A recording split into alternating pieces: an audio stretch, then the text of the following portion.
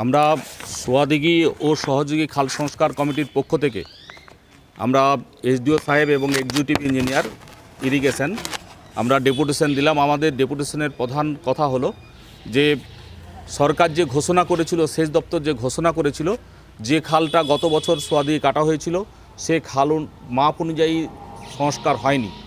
110 ঘোষণা ছিল সরকারের, যা সেচ দপ্তরের ঘোষণা বা লিখিত অর্ডার আমাদের কাছে আছে, সেইটা বলল 70 ফিট হবে তলদেশ, কিন্তু সেটা 50 ফিটের মধ্যে সীমাবদ্ধ থাকলো, বেড লেভেল তলদেশটা থাকলো। এবং আমরা এর পরের বছর যা কাটা হচ্ছে আমরা দাবি করেছি যে অন্তত আপনাদের মাপটা অন্তত দিন, কারণ কোথাও যদি সংকীর্ণ হয়, কোথাও যদি প্রশস্ত হয়, তাহলে কোনোটারই দাম থাকে না। কারণ জল তো যাবে পুরোটাই দিয়ে, একটা জায়গায় যদি সংকীর্ণ হয় পুরোটা প্রশস্ত করা না করা দুটোই সমান। অতএব এটার আমরা জোর দিলাম এবং ওনারা যেটা বলবেন সেটা আমরা নিশ্চিত তার উপর ভিত্তি করে সেটা হচ্ছে কিনা আমরা দেখব।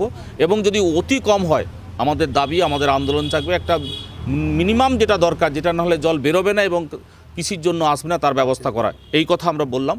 এবং আমরা এটা বললাম যে আপনাদের দুর্বলতা, নেগলিজেন্সির ফলে এবছরের যে চাষটা তা হলো না। কারণ এই কারণে হলো না, যে জায়গায় যদি জলটা বেরিয়ে যেতে পারতো টুকটাক, যেখানে কোথাও ব্রিজের তলদেশে অবস্ট্রাকশান, কোথাও ক্রসবাঁধ ভালো না তোলার জন্য অবস্ট্রাকশান, কোথাও ব্রিজগুলো তৈরি হচ্ছে সেখানের জন্য বাধা, এগুলো যদি না হতো তাহলে কিন্তু এবছর জল বেরিয়ে যেতে পারতো এবং কৃষিকাজ যেটা জল না বেরোনোর ফলে হলো না সেটা হতে পারতো, এটা বলেছি। এবং বলেছি গত বছর চাষ হলো না, এবছরও চাষ হলো না, আর যেন এর বেশি না বাড়ে, এবছরই আপনি কমপ্লিট করুন। কত বছর একটার জন্য এইটা সমস্যা হবে এটাও কথা বলা হলো। এবং আমরা বললাম যে মেশিন দিয়ে কখনো কাটা সম্ভব হবে না, হয়তো ব্রিজের তলদেশগুলো এগুলো যেন নিশ্চিত করা হয়, যেভাবে হোক ওই জন্য কাটা হয়। এবং যে বীজগুলো তৈরি হচ্ছে কাঠের বীজ, সেগুলোকেও ভালো করে যত্ন সহকারে তার তলদেশটা কাটতে হবে। এবং যে নূতন বীজ হচ্ছে সেই জায়গাতে আগে কেটে তারপর সেখানে নূতন বীজ হোক, নাহলে বীজ করার পর দেখা যাবে বীজগুলো নড়বড়ে হয়ে যাবে, কাঠের বীজগুলো। এই দাবিগুলো আমরা রেখেছি। এবং তারপর আজকে আমরা খবর পেলাম, আমাদের আগেও দাবি ছিল যে লকগেট যেটা আছে সেই লকগেটটা সরকারি এবং ইলেকট্রিফিকেশান করতে হবে।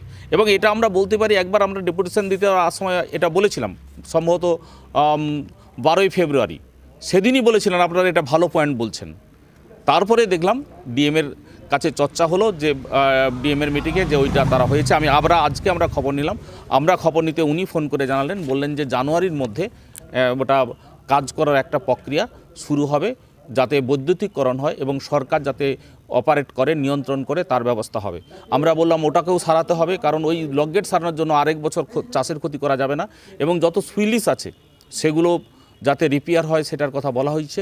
শাখা খালগুলোর কথা বলেছিলাম, ওনারা বললেন শাখা খালগুলো হয়তো আমাদের দ্বারা সম্ভব হবে না, আপনারা পঞ্চায়েত সমিতি বা বিডিওকে এই ব্যাপারে যোগাযোগ করতে বলুন, ওইটা ওনাদেরাই করতে পারবে। আমাদের মনে হয় ওইটা করা আপাতত সম্ভব হবে না। এই চর্চাগুলো হলো। আমাদের আজকে দাবি ছিল 5 দফা দাবি। এবং তার সঙ্গে সঙ্গে যেটা দাবির মধ্যে গুরুত্বপূর্ণ ছিল যে সোয়াদিঘি হচ্ছেও এবছর আশা করি কমপ্লিট হবে, ওনারাই বললেন। গঙ্গাখালি হবে, সেটা হয়েছে, এবছর হয়তো সম্পূর্ণ হবে। কিন্তু জফুলি কামিনা খাল তার কি অবস্থা? ওনারা বললেন যে ওয়ার্ক অর্ডার হয়েছে, কিন্তু জেলা পরিষদের মিটিংয়ে পাশও হয়েছে, কিন্তু আমাদের কাছে এখনও কোনো এজেন্সি আসেনি, যার ফলে বুঝতে পারছি না। আমরা বলছি আপনারা নিন, আপনারা এজেন্সির অর্ডার পাবেন, এটা কি করে হয়? ওনারা বলছেন আমরা আবার জেলা পরিষদের তদবির করে দেখব। এবং আমরা বলছি এই বছরই করতে হবে, নাহলে আরেক বছর চাষের ক্ষতি হবে। এই ক্ষতির যেন আর না হয়। কৃষকরা অনেক স্যাক্রিফাইস করেছে, একটু ভালোর জন্য অনেক ক্ষতি হয়েছে, এর পুনরাবৃত্তি যাতে না হয়, আর যাতে সমস্যা না হয়, আমরা সেই আবেদন এসডিও সাহেবের কাছে করলাম। বলছি কোন দপ্তরে এটা হলো আর আধিকারিকের নাম কাকে দিলেন আপনারা? ইরিগেশন এসডিও সৈনব সিনহা ওখানে দিলাম, এবং এক্সিকিউটিভ ইঞ্জিনিয়ার ওনার কাছে আমরা দাবি সনদগুলো পেশ করলাম।